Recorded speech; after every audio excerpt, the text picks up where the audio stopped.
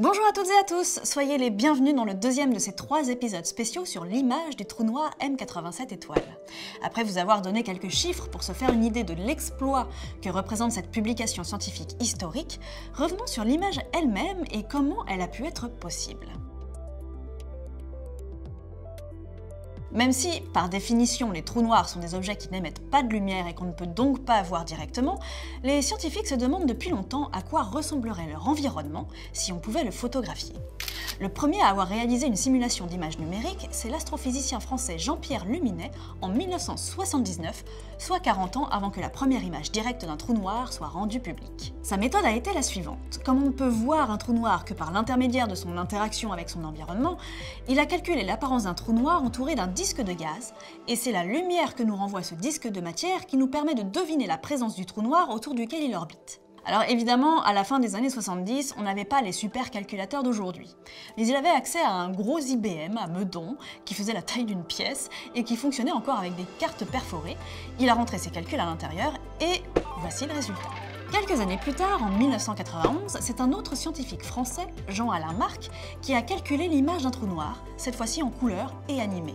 Alors évidemment, avec le recul, on ne peut qu'être impressionné par ces deux résultats qui s'approchent de très près de l'image de M87 étoiles, puisque dans les 3 cas, une masse sombre, le trou noir et son ombre, est entourée par de la matière beaucoup plus lumineuse d'un côté que d'un autre, pour une raison que je détaillerai au prochain épisode.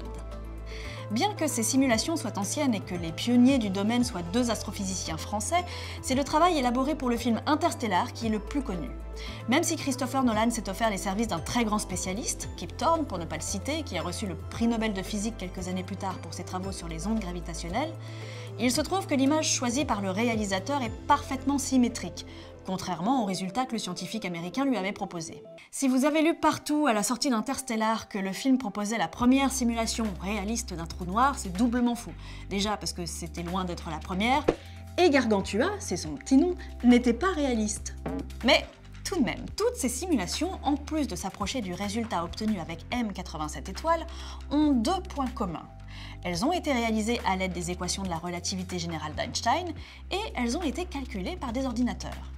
L'image directe qu'on a obtenue récemment a eu également besoin d'un traitement informatique, mais les équations d'Einstein pour nourrir les programmes ont été remplacées par les données d'observation. Quand on parle d'observation d'objets cosmiques et de télescopes, on pense naturellement à des choses qu'on pourrait voir à l'œil nu, comme des planètes, des étoiles ou des galaxies. Mais notre œil est très limité et il ne peut voir que certaines longueurs d'onde. Donc tout ce qui émet dans l'ultraviolet, l'infrarouge ou les rayons gamma, par exemple, on ne peut pas les voir avec nos sens. C'est pour ça qu'il y a différents types de télescopes pour voir dans différentes longueurs d'onde. En ce qui concerne ce trou noir, on l'a observé avec des radiotélescopes parce que la matière qui se trouve autour de lui émet une bonne partie de son énergie dans le domaine des ondes radio, une longueur d'onde de 1,3 mm pour être précise. L'image finale a donc été traduite dans des longueurs d'onde qu'on peut voir. Mais en ce qui concerne l'observation elle-même, ce n'est pas tout. Comme je vous l'avais précisé dans l'épisode précédent, 8 télescopes répartis un peu partout sur la planète ont observé le trou noir aux mêmes exacts moments grâce aux horloges atomiques synchronisées installées sur chacun d'entre eux, et ce pendant 4 jours, pas forcément d'affilée, au mois d'avril 2017. Les observations qui se sont faites au même moment, à 1/10 millième de milliardième de seconde près, étaient imposées par le fait que l'ensemble de ces 8 télescopes devait agir comme un seul et unique télescope virtuel de 10 000 km de diamètre, qu'on a appelé Event Horizon Telescope. Mais observer un objet de cette façon, c'est comme si vous observiez un objet dans le ciel avec un télescope tout neuf dont l'optique serait encore couverte d'un film plastique complètement opaque, avec seulement 8 minuscules trous pour laisser passer la lumière.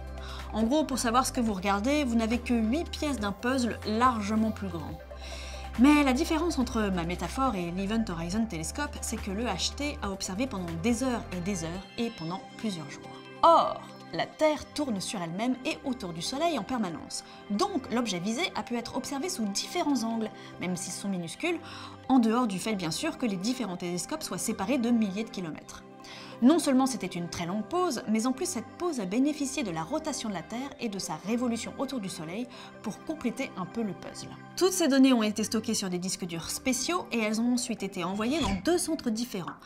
Un en Allemagne et un aux États-Unis, où se trouvent des superordinateurs spécialisés qu'on appelle corrélateurs et qui ont recombiné, assemblé les 8 fois 4 jours de données. Cette étape a duré 6 mois et elle s'est terminée le 5 juin 2018. À partir de ce moment-là, les données ont été envoyées à 4 équipes indépendantes de scientifiques qui ont appliqué 4 techniques d'imagerie différentes pour reconstituer le puzzle à partir des quelques pièces à leur disposition. Pour ce faire, ils ont utilisé des algorithmes de reconstitution d'images qui avaient été développés en amont. Et quand ces 4 équipes se sont regroupées un mois après à Harvard pour se montrer mutuellement leurs résultats, ils avaient le même. Le temps de peaufiner ce résultat, de l'affiner et d'en tirer le maximum d'informations scientifiques possibles, et cette première image directe d'un trou noir a été rendue publique le 10 avril 2019 à la Terre entière. Elle est quasiment identique aux simulations numériques de 79 et de 91 de Jean-Pierre Luminet et Jean-Alain Marc, avec une tache évidemment sombre au milieu puisqu'aucune lumière n'en sort, et un halo de matière lumineuse autour dont une partie est beaucoup plus intense que le reste. Pour savoir pourquoi et surtout pour savoir ce qu'on voit exactement sur cette image, quelles sont ses dimensions et ce qu'on peut en conclure par rapport à la théorie de la relativité générale d'Einstein, rendez-vous dans la 3e et dernière vidéo de cette série spéciale M87 étoiles. Et voilà, j'espère que cette vidéo vous aura plu. N'hésitez pas à mettre un pouce vers le haut et à la partager tout autour de vous. N'oubliez pas également de vous abonner à la chaîne et d'activer la cloche pour ne pas manquer le prochain épisode. N'hésitez pas non plus à vous abonner au compte Instagram où vous pourrez retrouver d'autres informations scientifiques et insolites. À très vite!